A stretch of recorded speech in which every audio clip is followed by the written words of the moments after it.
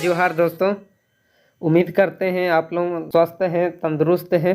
तो चलिए वीडियो में आगे बढ़ने से पहले हमेशा की तरह आप सबों को हमारे चैनल में स्वागत है।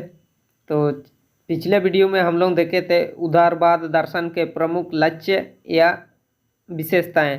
तो उदारवाद का लक्ष्य और विशेषता को देख लिए थे, तो हम उसका लिंक डिस्क्रिप्शन और आई बटन पे दे देंगे, आप लोग चेकआउट कर लीजिएगा।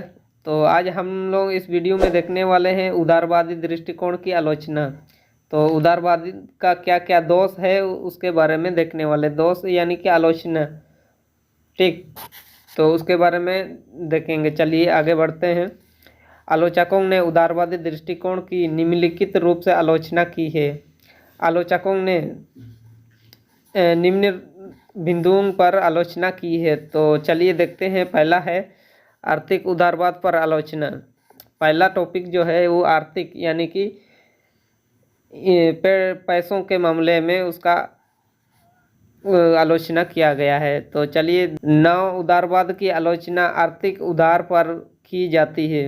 आलोचना के अनुसार नव उदारवाद पूर्णवाद की ही राजनीतिक दर्शन है, चूँकि आर्थिक संबंधों और राजनीतिक व्यवस्थाओं को बनाए रखना ही समाधान करता है। उदारवाद राज्य की उदय समस्त समुदाय थी, बल्कि यह केवल सामर्थ्यशाली वर्ग की रक्षा करना होता है। तो हम लोग का दूसरा पॉइंट है लोक कल्याणकारी राज्य धर्म पर आधारित नहीं। राज्य धर्म यानी कि धारणा, राज्य के धारणा पर आधारित नहीं है बोला जा रहा है। तो चलिए इसके अंतर्गत भी देखते हैं। उदारवादी दर्शन को लोक कल्याणकारी राज्य के धारणा का आधार भी बनाया गया है, लेकिन वास्तव में कोई लोक कल्याणकारी नहीं बन पाई है। इसका मुख्य कारण यह है कि लोक कल्याणकारी राज्य में गरीबों के बेरोजगारी और जीवन यापन की समस्याओं को दूर नहीं किया जा सकता है, या अमीर और गरीब को असमानता नहीं कर पाया। तो इसके अंतर्गत जो बोला जा रहा, अमीर लोगों को ही सबसे ज़्यादा वैल्यू दिया जाता था, गरीब लोगों को कोई पूछता या कोई उस नज़रों से नहीं देखता था जिस नज़रों से अमीरों को देखा जाता है। तो ये है दूसरा दोष। तीसरा क्या है? चलिए तीसरा, श्रमिक परिवर्तन के उदारवादी मांग असंतोषजनक है। चलिए तीसरा आलोचक के अंतर्गत क्या है उसको देखते हैं। उदारवादी राजनीतिक व्यवस्था में परिवर्तन के लिए सुधारवादी व्यवस्था में विश्वास करती है। इसके अंतर्गत जो है सुधारवादी क्रांति के बारे में ज़्यादा विश्वास रखते हैं, लेकिन आलोचना का कहना है कि सुधारवादी भाग संतोषजनक है। सुधारवादी जो है ये लोग असंतोषजनक रहा है बोला जा रहा है।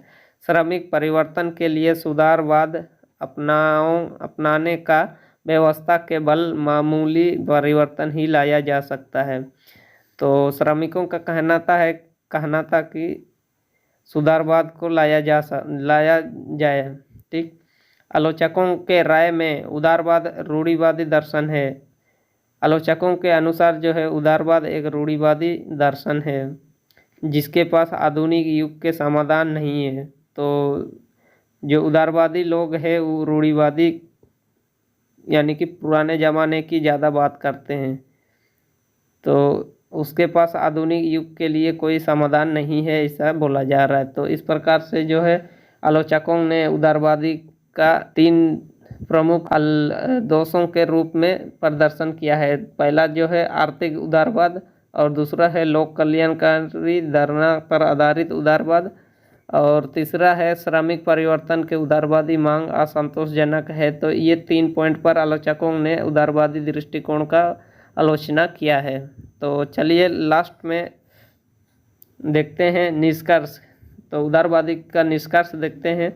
तो उदारवाद युक्त तन्य विश्लेषण करते हुए यह स्पष्ट होता है कि वर्तमान उदारवादी दर्शन संत से गुजर रहा है।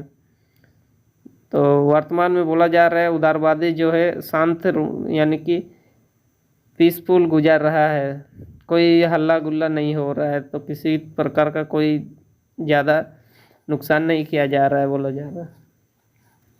आज उदारवाद की प्रभाव केवल कुरान राज्य तक ही सीमित रहा है। उदारवाद का जो है एक कुरान एक राज्य का नाम है, तो वहाँ तक ही सीमित रहा है, बाकी जगह में लगभग समाप्त हो गया है, ऐसा बोला जा रहा है।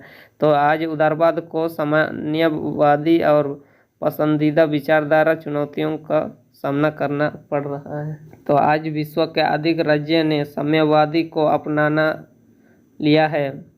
विश्व परिवर्तन स्वरूप या मांग की मूल विचारों में परिवर्तन लाया जाए। तो उदारवाद जो है एक साम्यवादी विचारधारा में बदल चुका है आज का समय में। ठीक, तो आई होप आप लोगों को समझ में आ गया होगा उदारवादी क्या है। तो आज का वीडियो में इतना ही, तब तक के लिए जय हिंद जय भारत।